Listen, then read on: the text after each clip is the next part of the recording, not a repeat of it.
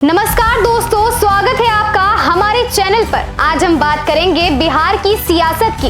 एक ऐसा राज्य जहां राजनीति सिर्फ सत्ता का खेल नहीं बल्कि जाति, विकास और वादों का मिश्रण है। आज की तारीख 19 मार्च 2025 है और बिहार में विधानसभा चुनाव 2025 की तैयारियां जोरों पर है। नीतीश कुमार की अगुवाई में एनडीए की सरकार है, लेकिन क्या वे सत्ता में रह पाएंगे या तेजस्वी यादव की आरजेडी कोई नया खेल खेलेगी? तो आइए आज देखते हैं और समझते हैं कि बिहार की राजनीति का मूड क्या कहता है। नमस्कार, आप देख रहे हैं प्रत्यक्षदर्शी समाचार। मैं हूं आपके साथ पलक शर्मा।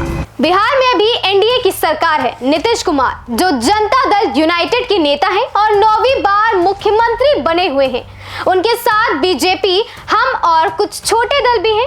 नीतीश का ये सफर आसान नहीं रहा। 2022 में उन्होंने महागठबंधन छोड़कर फिर से बीजेपी के साथ हाथ मिलाया था। फिर 2024 में एक और यू टर्न लिया और एनडीए में लौट आए। ये बार बार का गठबंधन बदलना नीतीश की सियासी चतुराई को दिखाता है, लेकिन इससे जनता में भी सवाल उठने लगे हैं कि क्या नीतीश अब स्थिरता दे पाएंगे या नहीं। एनडीए का दावा है कि पिछले कुछ सालों में बिहार में सड़कें, बिजली और कानून व्यवस्था बेहतर हुई है।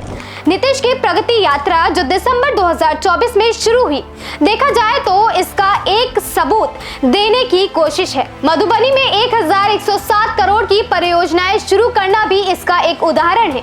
लेकिन आलोचक कहते हैं कि बेरोजगारी, शिक्षा और स्वास्थ्य में अभी भी बहुत कुछ करना बाकी है।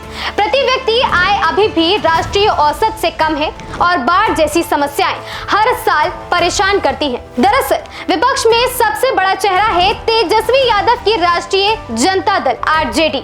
तेजस्वी युवा जोश और बड़े बड़े वादों के साथ मैदान में है। उनकी पार्टी ने हाल ही में मुफ्त बिजली का वादा भी किया है, जो गरीब और मध्यम वर्ग को लुभाने की कोशिश है।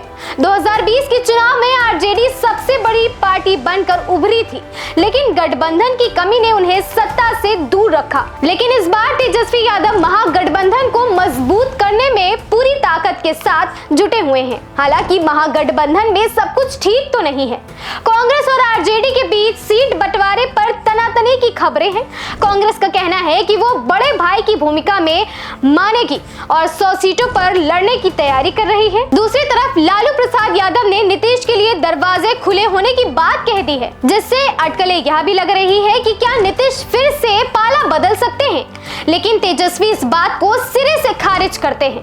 बिहार की सियासत में एक नया नाम भी चर्चा में है, प्रशांत किशोर। प्रशांत किशोर जो पहले नीतीश और बीजेपी के लिए रणनीतिकार रह चुके हैं, अब खुद मैदान में हैं। उनकी पार्टी का फोकस युवा, शिक्षा और रोजगार पर है।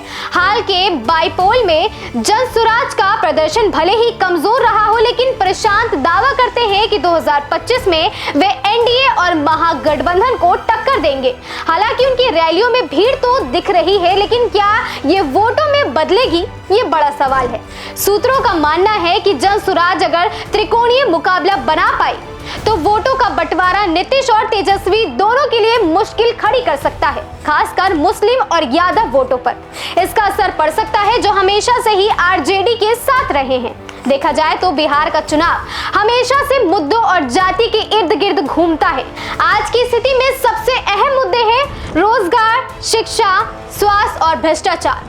रोजगार की बात करें तो बिहार से हर साल लाखों युवा दूसरे राज्यों में काम की तलाश में जाते हैं। नीतीश का दावा है कि उनकी सरकार ने नौकरियां दी, लेकिन तेजस्वी कहते हैं कि ये काफी नहीं है। यादव, मुस्लिम, दलित और ओबीसी वोटर बिहार की सियासत की रीढ़ है। एनडीए और महागठबंधन दोनों अपनी रणनीति इसी पर बनाते हैं।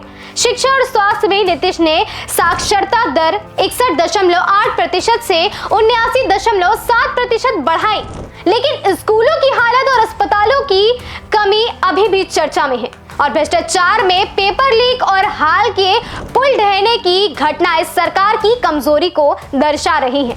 हालांकि इन मुद्दों पर जनता का मूड क्या है, ये 2025 में साफ होगा। लेकिन अभी एक्स पर लोगों की पोस्ट देखें तो नीतीश को थका हुआ और तेजस्वी को जोश से जोड़ा जा रहा है। नीतीश कुमार का सियासी भविष्य भी चर्चा का केंद्र बना हुआ है कि 73 साल की उम्र में वे कितने दिन और चल पाएंगे। 2020 में उन्होंने कहा था कि ये उनका आखिरी चुनाव है। और तो और 2024 में तेजस्वी को अगला नेता बताया था, लेकिन अब वे फिर मैदान में हैं। बीजेपी के साथ उनके रिश्ते भी पूरी तरह सहज नहीं दिख रहे हैं। दिल्ली चुनाव में जेडीयू को सीट ना देना इसका संकेत है। आखिर बिहार की जनता चाहती क्या है? हाल की बाईपोल में एनडीए ने 4 में से 3 सीटें जीती हैं, जो कि मजबूती दिखाती है। लेकिन महागठबंधन का कहना है कि ये छोटा नमूना है। एक्स पर कुछ लोग नीतीश को विकास पुरुष कहते हैं, तो कुछ उन्हें पलटी मार कहकर तंज भी कसते हैं। तेजस्वी को युवा चेहरा माना जा रहा है, लेकिन उनके परिवारवाद पर भी सवाल उठते रहते हैं। तो दोस्तों, बिहार की सियासत एक बार फिर बड़े बदलाव के मुहाने पर खड़ी है। नीतीश का अनुभव, तेजस्वी का जोश और प्रशांत किशोर की नई चुनौती, ये सब मिलकर 2025 के चुनाव को रोमांचक बनाएंगे। आपकी राय क्या है? नीचे कमेंट में बताएं कि आपको बिहार में अगला मुख्यमंत्री कौन चाहिए। वीडियो पसंद आया हो तो लाइक, शेयर और सब्सक्राइब करना बिल्कुल ना भूलें। अगली बार फिर मिलते हैं एक नए टॉपिक के साथ। तब तक के लिए धन्यवाद।